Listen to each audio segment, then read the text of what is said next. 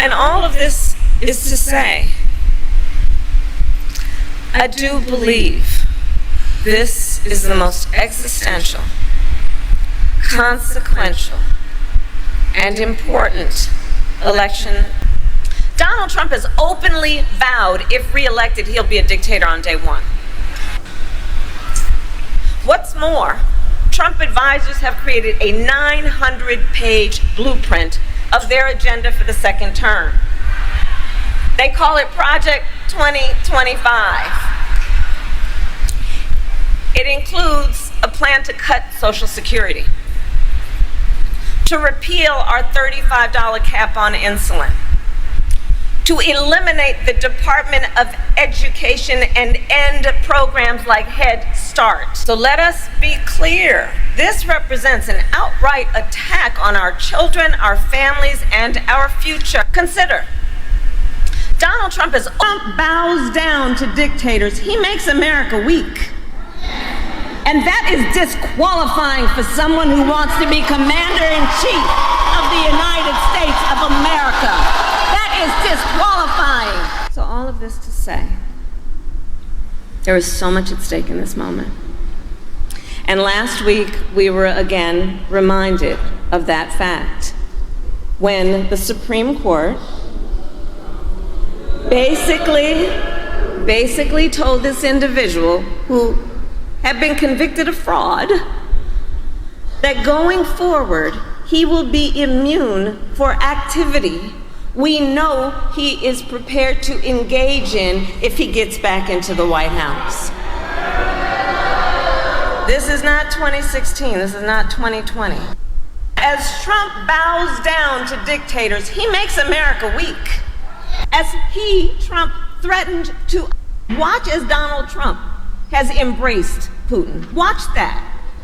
It's not just happening today, it's been happening.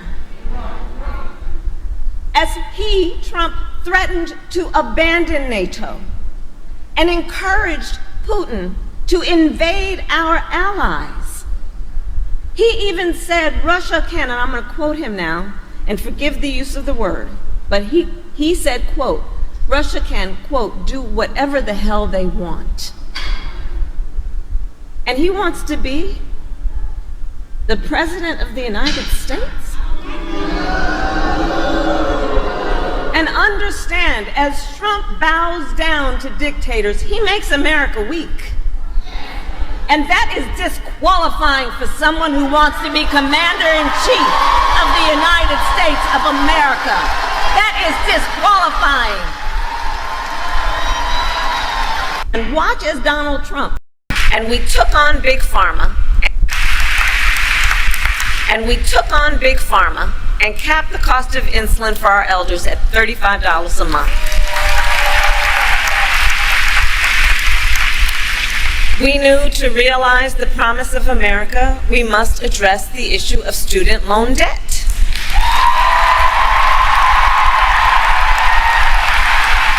And I know there are many here who have benefited from that work. Please testify.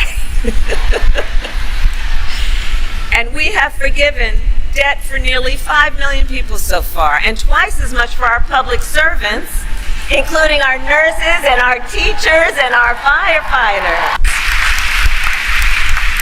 And we took on Big Pharma and capped the cost of insulin for our elders at $35 a month, which is usually the result of a medical emergency. The President and I have also taken on the issue of medical debt, finally making it so that medical debt, which is usually the result of a medical emergency, is not something you plan, it's not something you invite, but we have made it now so that medical debt can no longer be used against your credit score.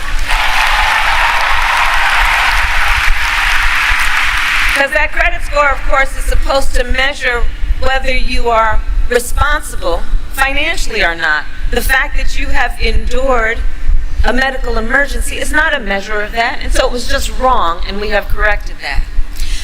To realize the promise of America, we have addressed the long-standing crisis of maternal mortality.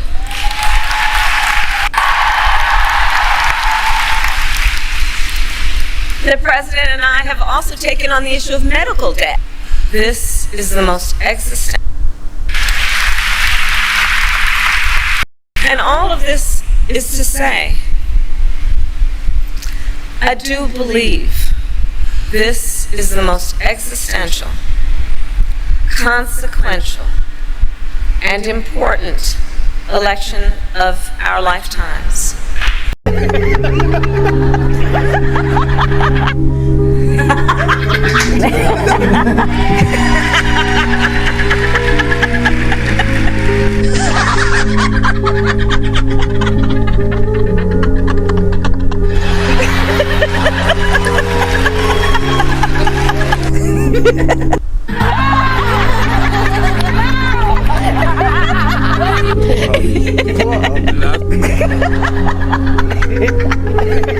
Hey, hello friends, we come to the end already. Have you subscribed yet? Press the subscribe button and like button and share button. Thank you and have a nice day.